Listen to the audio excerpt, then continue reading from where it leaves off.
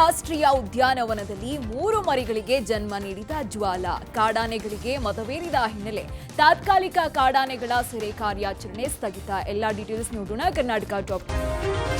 ರಾಜ್ಯದಲ್ಲಿ ಮತ್ತೊಮ್ಮೆ ಮದ್ಯಪ್ರಿಯರಿಗೆ ಶಾಕ್ ಕೊಡಲಿಕ್ಕೆ ಸರ್ಕಾರ ಮುಂದಾಗಿದೆ.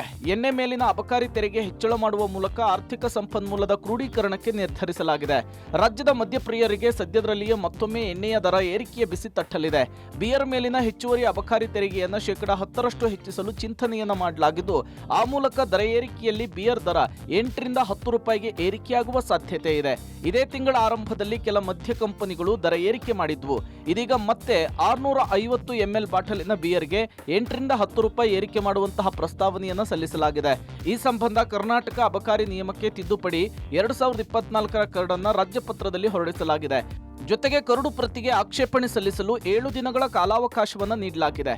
ಜನವರಿ ಕೊನೆಯ ವಾರ ಅಥವಾ ಫೆಬ್ರವರಿಯಲ್ಲಿ ಹೊಸ ನಿಯಮವನ್ನು ಜಾರಿ ಮಾಡುವಂತಹ ಸಾಧ್ಯತೆ ಇದ್ದು, ಆ ಮೂಲಕ 6 ತಿಂಗಳಲ್ಲಿ 2ನೇ ಬಾರಿಗೆ ಅಬಕಾರಿಯ ಸುಂಕ ಹೆಚ್ಚಳಕ್ಕೆ ಸರ್ಕಾರ ಚಿಂತನೆ ನಡೆಸಿದೆ. ಅನುಮತಿ ಪಡೆಯದೆ ಸಂಗೊಳ್ಳಿ ರಾಯಣ್ಣ ಪ್ರತಿಮೆ ನಿರ್ಮಾಣ ಮಾಡಿದ್ದು ಸಾಕಷ್ಟು ವಿವಾದಕ್ಕೆ ಕಾರಣವಾಗಿತ್ತು. ಈ ಹಿನ್ನೆಲೆ ಇಂದು ಭಾರೀ ಭದ್ರತೆಯಲ್ಲಿ ಪ್ರತಿಮೆಯನ್ನ ಪೊಲೀಸರು ತೆರವುಗೊಳಿಸಿದ್ದಾರೆ. ದಾವಣಗೆರೆ ಜಿಲ್ಲೆ ಹರಿಹರ ತಾಲೂಕಿನ ಭಾನುಹಳ್ಳಿಯಲ್ಲಿ ಘಟನೆ ನಡೆದಿದ್ದು, ಗ್ರಾಮದಲ್ಲಿ ಬೂದಿ ಮುಚ್ಚಿದಂತಹ ಪರಿಸ್ಥಿತಿ ನಿರ್ಮಾಣವಾಗಿದೆ. 15 ದಿನಗಳ ಹಿಂದೆ ಏಕಾಏಕಿ ವಾಲ್ಮೀಕಿ ವೃತ್ತದ ಬಳಿ ಖಾಸಗಿ ಜಾಗದಲ್ಲಿ ಸಂಗೊಳ್ಳಿ ರಾಯಣ್ಣ ಪ್ರತಿಮೆ ನಿರ್ಮಾಣ ಮಾಡಿದ್ರು. ಇದನ್ನ ವಾಲ್ಮೀಕಿ ಸಮುದಾಯ ವಿರೋಧಿಸಿತ್ತು. ಯಾವುದೇ ಅನುಮತಿ ಪಡೆಯದೆ ಪ್ರತಿಮೆ ನಿರ್ಮಾಣ ಮಾಡಿರುವುದಾಗಿ ವಾಲ್ಮೀಕಿ ಸಮುದಾಯದವರು ಪ್ರತಿಭಟನೆ ಮಾಡಿದ್ರು. ಈ ಹಿನ್ನೆಲೆ ಎಚ್ಚೆತ್ತ ಜಿಲ್ಲಾಡಳಿತ ಬೆಳಗಿನ ಜಾವ ರಾಯಣ್ಣ ಮೂರ್ತಿಯನ್ನ ಪೊಲೀಸರ ಸಮ್ಮುಖದಲ್ಲಿ ತೆರವು ಮಾಡಿದ್ದಾರೆ. ಗ್ರಾಮದಲ್ಲಿ ಅಹಿತಕರ ಘಟನೆ ನಡೆಯದಂತೆ 70ಕ್ಕೂ ಹೆಚ್ಚು ಜನರನ್ನ ಬಂಧಿಸಿದ್ರು. 144 ಸೆಕ್ಷನ್ ಜಾರಿ ಮಾಡಿದ್ದಾರೆ. ಮೂರ್ತಿ ತೆರವಿನಿಂದ ಕೆರಳಿದ ಕುರುಬ ಸಮುದಾಯದ ಜನರು ಬೀರಲಿಂಗೇಶ್ವರ ದೇವಸ್ಥಾನದ ಮುಂಭಾಗ ಜಮಾಯಿಸಿ ಪೊಲೀಸರು ಹಾಗೂ ಜಿಲ್ಲಾಡಳಿತದ ವಿರುದ್ಧ ಆಕ್ರೋಶ ವ್ಯಕ್ತಪಡಿಸಿದ್ದಾರೆ. ಸರ್ಕಾರದ ವಿರುದ್ಧ ಮತ್ತೆ ಐಟಿ-ಬಿಟಿ ಕಂಪನಿಗಳು ಬೇಸರ ವ್ಯಕ್ತಪಡಿಸಿವೆ. ಅಕ್ಟೋಬರ್ 7ರಂದು ಔಟರ್ ರಿಂಗ್ ರೋಡ್ ಕಂಪನಿಗಳ ಜೊತೆ ಡಿಸಿಎಂ ಡಿಕೆಶಿ ಮಾತುಕತೆ ನಡೆಸಿದ್ರು. 17 ಕಿಲೋಮೀಟರ್ ಉದ್ದದ ಔಟರ್ ರಿಂಗ್ ರೋಡ್ ರಸ್ತೆಯಲ್ಲಿ 500 ಕಂಪನಿಗಳಿದ್ದು 10 ಲಕ್ಷ ಜನ ನೆಲೆಸಿದ್ದಾರೆ. ಈ ಭಾಗದಲ್ಲಿ ಹೈಡೆನ್ಸಿಟಿ ಕಾರಿಡಾರ್ ಹಾಗೆ ಕಸ ಹಾಗೂ ಕೊಳಚೆ ನೀರು ನಿರ್ವಹಣೆ, ಕೊಳಚೆ ನೀರು ಪರಿಷ್ಕರಣೆ ಮತ್ತು ಮರುಬಳಕೆ, ಕಾವೇರಿ ನೀರು ಪೂರೈಕೆ, ಮೆಟ್ರೋ ಸಂಪರ್ಕ ವಿಸ್ತರಣೆ, ರೈಲು ರಸ್ತೆ ಅಗಲೀಕರಣ, ಪಾದಚಾರಿ ಮಾರ್ಗ ಸುಧಾರಣೆ, ಎಲಿವೇಟೆಡ್ ರಸ್ತೆ ಸೇರಿದಂತೆ ಇನ್ನೂ ಹಲವು ಸಮಸ್ಯೆಗಳ ಬಗ್ಗೆ ದೂರು ಕೊಟ್ಟರು. ಎಲ್ಲಾ ಸಮಸ್ಯೆ 100 ದಿನದ ಒಳಗೆ ಪರಿಹರಿಸೋಕೆ ಬಿಬಿಎಂಪಿ ಮುಖ್ಯ ಆಯುಕ್ತರಿಗೆ, ವಲಯ ಆಯುಕ್ತರಿಗೆ ಡಿಕೆ ಶಿವಕುಮಾರ್ 100 ದಿನಗಳ ಗಡುವು ಕೊಟ್ಟರು. ಇದೀಗ ಡಿಕೆಶಿ ಕೊಟ್ಟಿದ್ದ ಗಡುವು ಮುಕ್ತಾಯವಾಗಿದ್ದು, ಸಮಸ್ಯೆ ಮಾತ್ರ ಪರಿಹಾರವಾಗಿಲ್ಲ. ಇದರಿಂದ ಸಿಡಿಮಿಡಿಗೊಂಡ ORR ಒಕ್ಕೂಟ ಡಿಕೆಶಿಗೆ ಪತ್ರವನ್ನು ಬರೆದಿದೆ.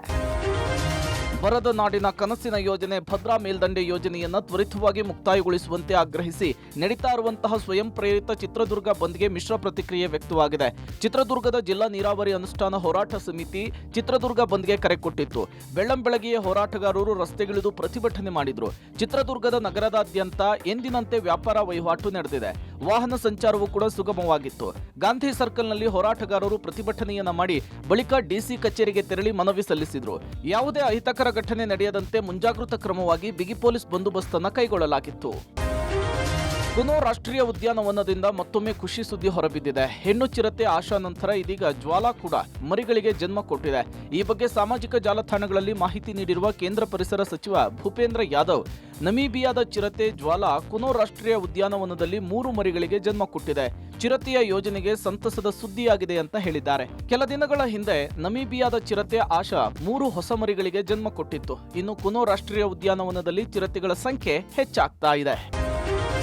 ಉಪಟಳ ನೀಡ್ತಾ ಇದ್ದ ಕಾಡಾನೆಗಳಿಗೆ ಮದವೇರಿರೋದ್ರಿಂದ ಕಾಡಾನೆಗಳ ಸೆರೆಯ ಕಾರ್ಯಾಚರಣೆಯನ್ನು ಸ್ಥಗಿತಗೊಳಿಸಲಾಗಿದೆ. ಹಾಸನ ಜಿಲ್ಲೆಯ ಬೇಲೂರು ತಾಲೂಕಿನ ಬಿಕ್ಕೋಡು ಗ್ರಾಮದ ಬಳಿ ಇರುವಂತಹ ತಾತ್ಕಾಲಿಕ ಕ್ಯಾಂಪ್ಗೆ 8 ಸಾಕಾನೆಗಳು ಮರಳಿವೆ. ಕಾಡಾನೆಯ ಸೆರೆ ಕಾರ್ಯಾಚರಣೆಯಲ್ಲಿ ಭಾಗಿಯಾಗಿದ್ದ ಅಭಿಮನ್ಯು, ಪ್ರಶಾಂತ, ಹರ್ಷ, ಸುಗ್ರೀವ, ಅಶ್ವತ್ಥಾಮ, ಕರ್ನಾಟಕದ ಭೀಮಾ, ಧನಂಜಯ, ಮಹೇಂದ್ರ ಕ್ಯಾಂಪ್ಗೆ ಮರಳಿವೆ. ಈವರೆಗೂ 6 ಸಲಗಗಳನ್ನು ಸೆರೆ ಹಿಡಿದು ರೇಡಿಯೋ ಕಾಲರ್ ಅನ್ನು ಅಳವಡಿಸಿ ಸ್ಥಳಾಂತರ ಮಾಡಲಾಗಿದೆ. ಇನ್ನು 3 ಹೆಣ್ಣಾನೆಗಳಿಗೆ ರೇಡಿಯೋ ಕಾಲರ್ ಅನ್ನು ಅಳವಡಿಸಿ ಅರಣ್ಯ ಇಲಾಖೆ ಅಲ್ಲಿಯೇ ಬಿಟ್ಟಿದೆ. ಅರ್ಜುನನನ್ನ ಕೊಂದಂತಹ ಆನೆ ಹಾಗೂ ವಸಂತನನ್ನ ಬಲಿ ಪಡೆದಂತಹ ಆನೆಗಳನ್ನ ಸೆರೆ ಹಿಡಿಯದೇ ಇದ್ದಕ್ಕೆ ಅರಣ್ಯ ಇಲಾಖೆಯ ವಿರುದ್ಧ ಸಾರ್ವಜನಿಕರು ಆಕ್ರೋಶವನ್ನು ವ್ಯಕ್ತಪಡಿಸುತ್ತಿದ್ದಾರೆ.